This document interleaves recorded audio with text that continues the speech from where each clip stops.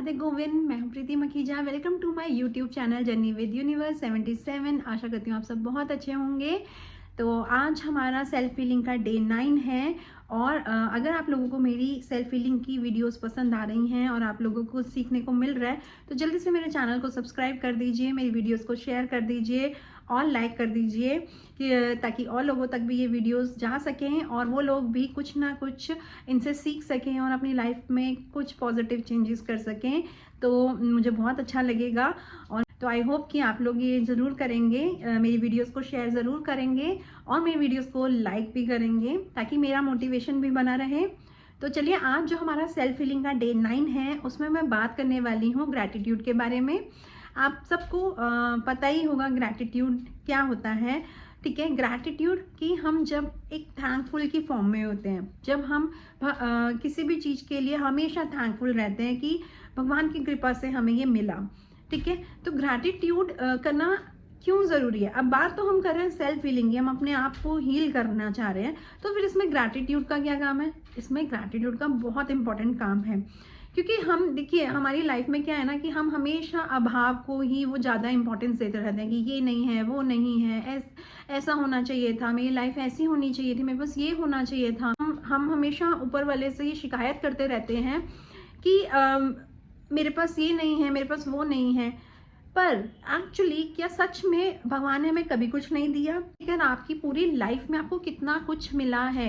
आपको सबसे पहले तो आप अपने पेरेंट्स के लिए थैंकफुल हुए जिन्होंने आपको पाल पोस के बड़ा किया है, आपको शिक्षा दी है। अपने हर गुरु के लिए आप थैंकफुल होइए। आप भगवान से तो हर चीज के लिए थैंकफुल हो जाइए, उनका ग्रैटिट्यूड कीजिए। क्यों? क्योंकि उन्होंने तो सब कुछ दिया है आपको। आप अगर अपने आसपास देखोगे ना, अपनी पूरी लाइफ को अगर आप एक बार सोचोगे ना, बचपन से लेके जन्म से लेके अपनी लाइफ अब तक जो भी आपकी एज है अब तक, अगर आप सोचोगे ना कि आप को इतना कुछ मिला है, आपको पेरेंट्स मिले इतने प्यारे प्यारे, है ना, जिन्होंने आपको पाला पोसा, आपको टीचर्स मिले जिन्होंने पढ़ाया लिखाया, आपको खाना मिला, कपड़े मिले अच्छे अच्छे, रहने के लिए घर मिला, हर चीज़ सहूलियत की मिली, पानी मिला, हर छोटी बड़ी चीज़ मिली। मेरे को ग्रैटिट्यूड की फीलिंग ही नहीं आ रही है। अगर आपके अंदर ऐसा है ना, तो इस फीलिंग को लाने के लिए ना आप अपने से नीचे वाले को देखिए जिसके पास कुछ भी नहीं है, या जो सड़क पर हैं, जो रोड पर रहते हैं, वो बच्चे देखिए जिनके पास सही से कपड़े पहनने के लिए नहीं है, खाना खाने के लिए नहीं है, स्कूल तो बहुत दूर की चीज़ है, पढ़ने के लिए बिल्कुल भी कुछ नहीं है। तो ऐसे लोगों को आप देखिए और फिर आप आपके अपने मन से ये चीज़ निकल कर आएगी कि मुझे भगवान का शुक्रिया करना है, मुझे भगवान के लिए बहुत ग्रेटफुल होना है क्योंकि उन्होंने हमें वो सब कुछ दिया है। भगवान ने सबसे पहले तो हमारे को ये एक सुंदर बॉडी दी है जिससे हम काम कर पा रहे हैं। हमारे को बिल्कुल एकदम सही सलामत बॉडी दी है, हमें उसकी वैल्यू करनी चाहिए, हमें उसके लिए थैंकफुल होना चाहिए। तो जब जो चीज़ें हमें भगवान ने दी हैं, अगर हम उसके लिए थैंकफुल नहीं हैं और हम और मांगे जा रहे हैं, तो भगवान भी तो सोचेंगे ना कि जब मैंने जो इतना कुछ दिया उसके लिए तो आज तक कभी थैंक यू नहीं बोला। आप खुद सोचिए, आप अपने बच्चे को कुछ चीज़ दिलाते हो तो बोलते हो ना कि थैंक यू बोलो, या किसी ने उस आपके बच्चे को कुछ चीज़ दी तो आप बोलते हो ना कि थैंक यू बोलो। तो अगर वो थैंक यू नहीं बोलता, आपको कितना बुरा लगता है। तो सेम चीज़ हमारे परमेश्वर जो हमारे भगवान हैं, हमारे माता पिता, सब कुछ सबसे बढ़कर हैं हमारे भगवान, वो हमें इतना कुछ दे रहे हैं और हम उनको एक बार थैंक यू भी नहीं बोलते, तो क्या उनको बुरा नहीं लगता? वो भी तो हमारे लिए सोचते होंगे ना। तो हम क्या फीलिंग क्रिएट कर रहे हैं? हम हमेशा ना अपने लिए सिर्फ और सिर्फ कमी की फीलिंग क्रिएट कर देते हैं।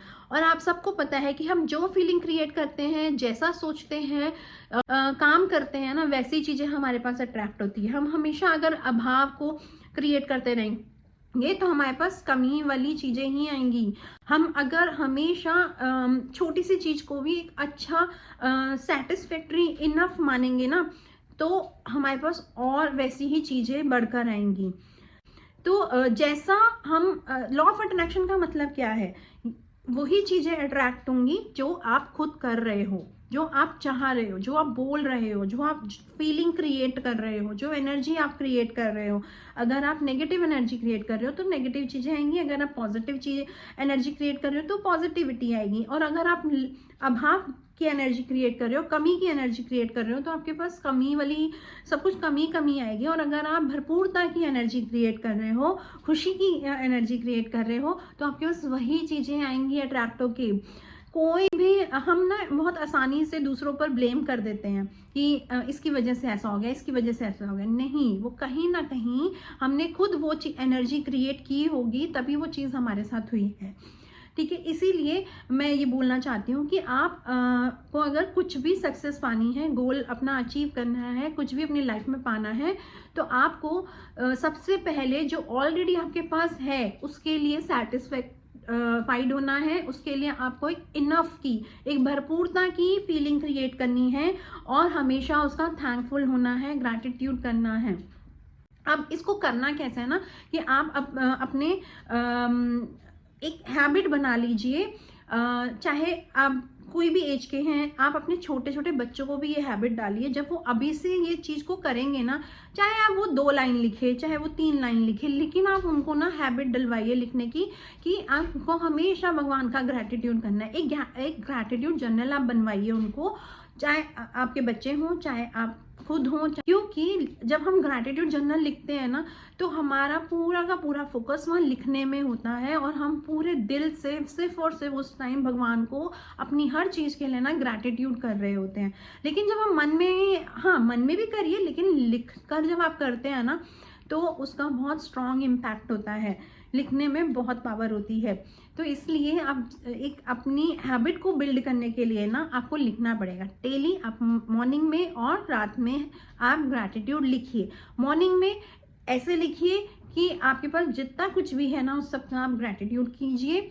छोटी बड़ी जो चीज़ है ना, आप उसका ग्रैटिट्यूड कीजिए। जो आपको लाइफ में मिला है, मिल रहा है, उसका ग्रैटिट्यूड कीजिए। और जो आप चाह रहे हैं उसके लिए भी ग्रैटिट्यूड कीजिए कि वो भी आपको मिल रहा है। ठीक है, तो हमेशा पॉजिटिव और प्रेजेंट टेंस में ही आपको ग्रैटिट्यूड लिखना है।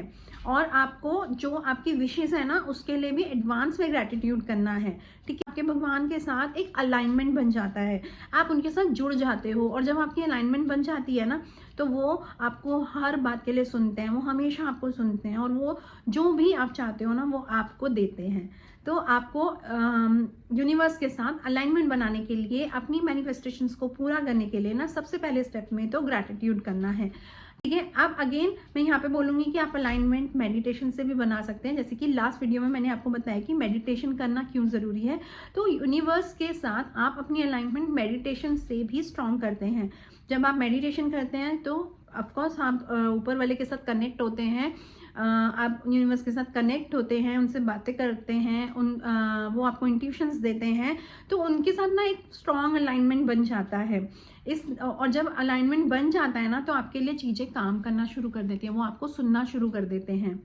आई होप कि आप लोगों को ये वीडियो में काफ़ी कुछ समझ में आया होगा।